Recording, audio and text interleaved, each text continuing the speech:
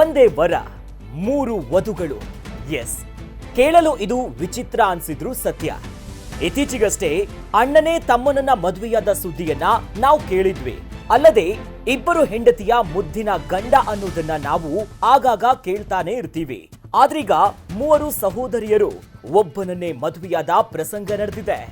ಬಾಲ್ಯದಿಂದಲೂ ಒಟ್ಟಿಗೆ ಬೆಳೆದಿದ್ದ ಮೂವರು ಸಹೋದರಿಯರು ಮದುವೆಯಾದ ನಂತರ ಬೇರೆ ಬೇರೆ ಮನೆಗಳಿಗೆ ಹೋಗ್ಬೇಕಾಗುತ್ತೆ ಎಂಬ ಆತಂಕದಿಂದ ವಿಚಿತ್ರ ನಿರ್ಧಾರವೊಂದನ್ನ ತೆಗೆದುಕೊಂಡಿದ್ದಾರೆ.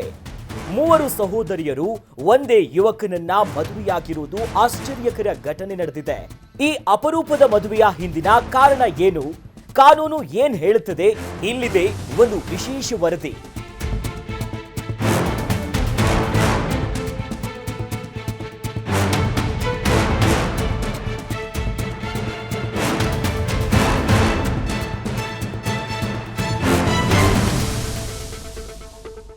ಸರೋಜ್, ಸಾವಿತ್ರಿ ಹಾಗೂ ಸಂತೋಷ್ ಎಂಬ ಮೂವರು ಸಹೋದರಿಯರು ಸಾಮಾಜಿಕ ಜಾಲತಾಣಗಳಲ್ಲಿ ವಿಡಿಯೋಗಳನ್ನ ಮಾಡುವ ಇನ್ಫ್ಲೂಯೆನ್ಸರ್ಸ್ಗಳಾಗಿದ್ರು. ಇವರ ವಿಡಿಯೋಗಳನ್ನ ಚಿತ್ರೀಕರಿಸ್ತಾ ಇದ್ದಂತ ಕ್ಯಾಮ್ರಾಮ್ಯಾನ್ ವಿಕಾಸ್ನನ್ನೇ ಮೂವರು ಸಹೋದರಿಯರು ಮದುವೆಯಾಗಿದ್ದಾರೆ. ಕುಟುಂಬದವರು ಮದುವೆ ಮಾತುಕತೆ ಆರಂಭಿಸಿದ ಬಳಿಕ ತಾವು ಬೇರೆ ಬೇರೆ ಮನೆಗಳಿಗೆ ಹೋಗ್ಬೇಕಾಗುತ್ತೆ ಎಂಬ ಭಯ ಮೂವರಲ್ಲೂ ಹೆಚ್ಚಾಗಿತ್ತು.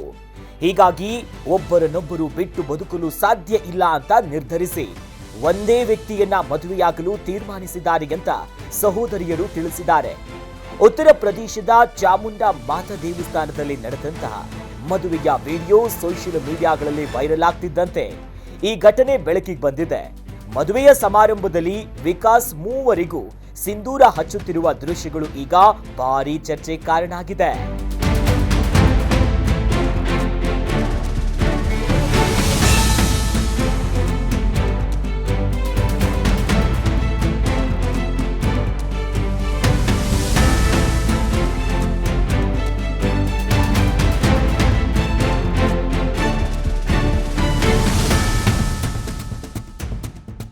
ಆದ್ರೆ ಈ ಮದುವೆಯ ಕಾನೂನು ಬದ್ಧತೆಯ ಬಗ್ಗೆ ಪ್ರಶ್ನೆಗಳು ಮೂಡಿವೆ.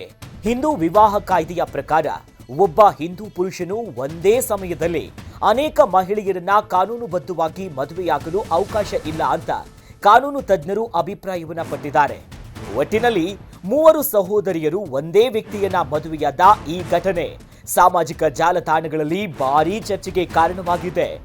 ಪ್ರೀತಿ, ಕುಟುಂಬ ಬಾಂಧವ್ಯ ಹಾಗೂ ಕಾನೂನು ಬದ್ಧತೆಯ ಬಗ್ಗೆ ಹೊಸ ಪ್ರಶ್ನೆಗಳು ಎಬ್ಬಿಸಿದೆ.